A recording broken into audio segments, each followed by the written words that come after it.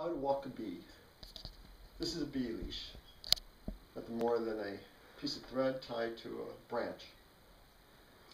The important thing is to make sure that the thread isn't so long that it'll reach your hand or your bee could sting your hand.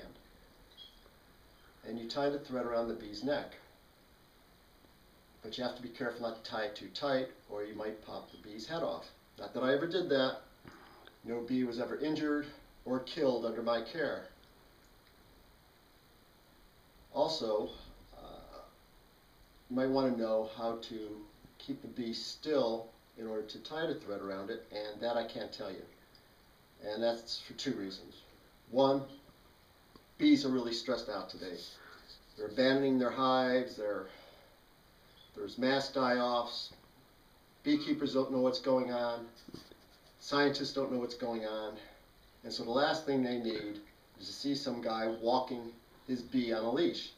I mean, you can imagine some bees in a field of clover, flying from flower to flower, collecting nectar or pollen or whatever the hell they do, and some guy walking by with his bee on a leash.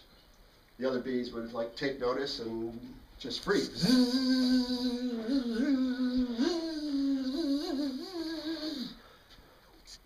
And obviously that is the last thing we want to see. Also, in order to keep the bee still, you weren't very nice to the bee. And you know this to be true because all you have to do is ask yourself, would I want somebody to treat me like I treated those bees? And I'd have to say, no frickin' way. So, to make it up to you, for not telling you how the trick is completely done, I will show you another trick that my brother John had showed me that doesn't involve animals. And I'll show you that trick when I'm done with the story. Now, on with the story. I'd be walking my bee around the neighborhood, and kids would run up and be amazed at what they're seeing, and they'd ask me, how'd you do it? And I go, I can't tell you, but would you like to pet the bee? You know, no.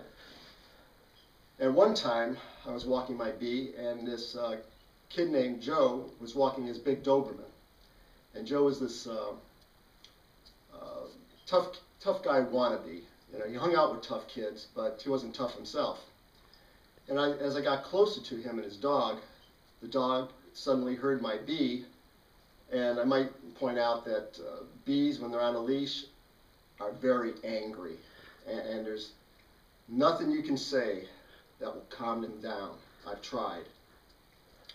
So the dog heard my bee, and he comes to a sudden stop, and his pointed ears went, while Joe kept walking, not noticing his dog had stopped. And so he comes to a stop, and he's trying to pull his dog and get him going again, and the dog won't budge. And then as I get closer, Joe hears my bee, and he kind of looks behind him, and he says to me, what the hell is that? And I said, this is my pet bee, you want to see it? And then his dog bolts the opposite way, dragging Joe with them. And Joe said, keep that bee away from us, but it's on a leash, it can't hurt you. And then the dog pulled Joe the opposite way again. And Joe says, what are you, a smart guy? Stop that. What do you mean? And the dog dragged Joe the opposite direction again. And then Joe ran with his dog around me and yelled back at me, you think you're tough with that bee? Let's see how tough you are at recess tomorrow when you don't have that bee around to protect you. And I yelled back, I'm not scared of you, Joe. Oh yeah, we'll see tomorrow, won't we? I have one word for you, Joe. Beware. That's right, beware. And I wasn't scared of Joe. Not because I was tough or that I knew I could take him.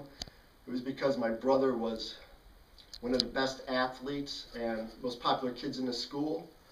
So it made me, his little brother, untouchable. In fact, one time a boy was giving me a hard time at recess, and this other kid runs up, he goes, hey, what are you doing? That's Michael's little brother. And the bully goes, I didn't know, I'm sorry. I said, well, that's okay. And the two kids run off. And the next day, I saw Joe. At recess, he did nothing. Well, now I have to set up for the trick I promised you. And it's not really a trick.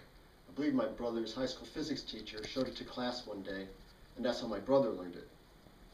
But I've showed this trick everywhere I've ever lived, in Florida, Vermont, Colorado, Texas, California, and nobody's ever seen it. Though once it's on the internet, there'll probably be a couple million people who have claimed that they've seen it, and I probably showed it to them. So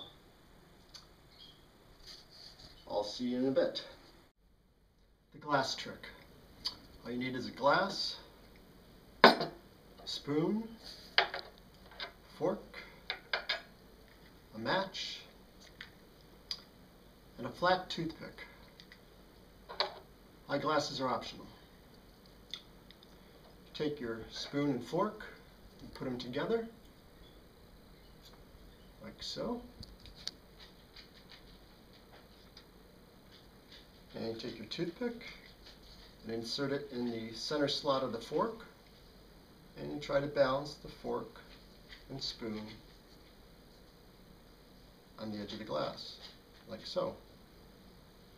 Now let me see if I can get a side view for you.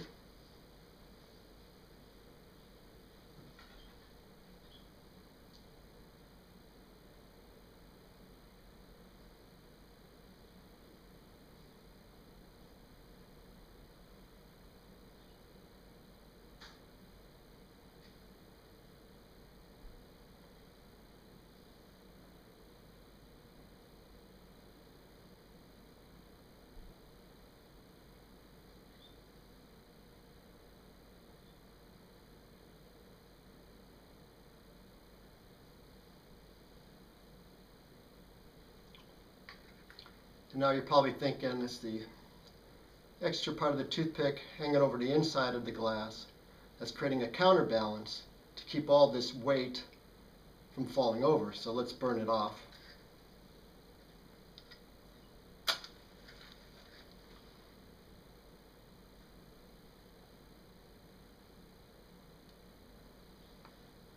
And burn this side off for effect.